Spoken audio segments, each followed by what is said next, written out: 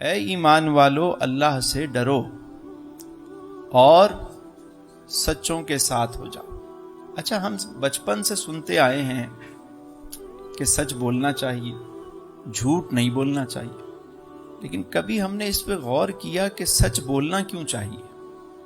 دیکھیں، ہمارا رب سچا، رب ہمارا، رسول ہمارے سچے ہیں، دین ہمارا، قرآن ہمارا، تو کوئی جھوٹا شخص اس میں کیسے رہ سکتا ہے؟ سچے رب کا سچا کلام ہم پڑھ رہے ہیں، لیکن اگر زبان جھوٹی ہو، اس زبان سے بندہ جھوٹ بولتا ہو، تو کیا تاثیر پیدا ہوگی؟ کلام میں تو تاثیر موجود ہے، آج بھی ہے، کیونکہ سچے رب کا سچا کلام ہے۔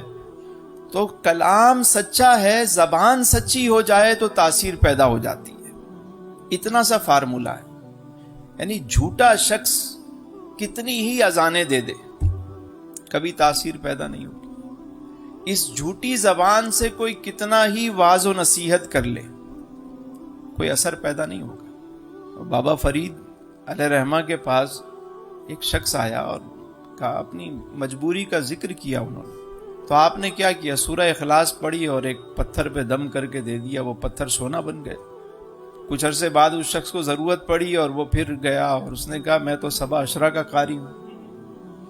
ہے قاری صاحب، مجھے تو مختلف قراتیں آتی ہیں، میں تو حروف مستعالیہ بھی بڑے اچھے ادا کرتا ہوں، حروف حلقی بھی مجھے پتہ ہے، جتنے حروف تہجی ہیں وہ تو بڑے زبردست، میری ادائیگی، میرا مخرج، میری تجوید و قرات بڑی کمال کی ہے۔ اور اس نے سامنے پتھر رکھے اور ساری رات پڑھتا رہا، سورہ اخلاص پڑھ پڑھ کے دم کرتا رہا۔ صبح وہ پتھر کے پتھر ہی تھے۔ بابا جی کے پاس گیا، کہا، حضور آپ نے بھی یہی پڑھا تھا، میں نے بھی یہی پڑھا۔ تو آپ نے فرمایا کہ تو رب کا کلام تو لے آیا، فرید کی زبان کہاں سے لائے؟ یعنی کلام سچا ہے لیکن زبان سچی نہیں ہے، تاثیر کیسے پیدا ہو؟ بات سمجھ میں آ رہی؟ اگر آپ چاہتے ہیں کہ چیزوں میں تاثیر پیدا ہو تو زبان کو بھی پاک کرنا ہوگا۔ چند چیزیں تو ہیں جو پاک کر لیں آپ تو کام بن جاتا ہے، صدق مقال اور رزق حلال۔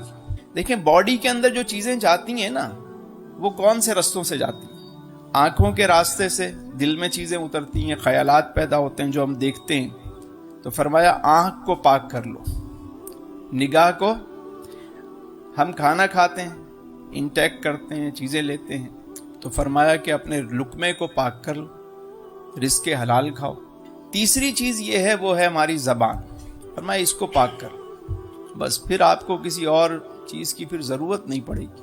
زبان پاک ہو جائے، لقمہ پاک ہو جائے اور نگاہ پاک ہو جائے، کام بن گیا آپ کا۔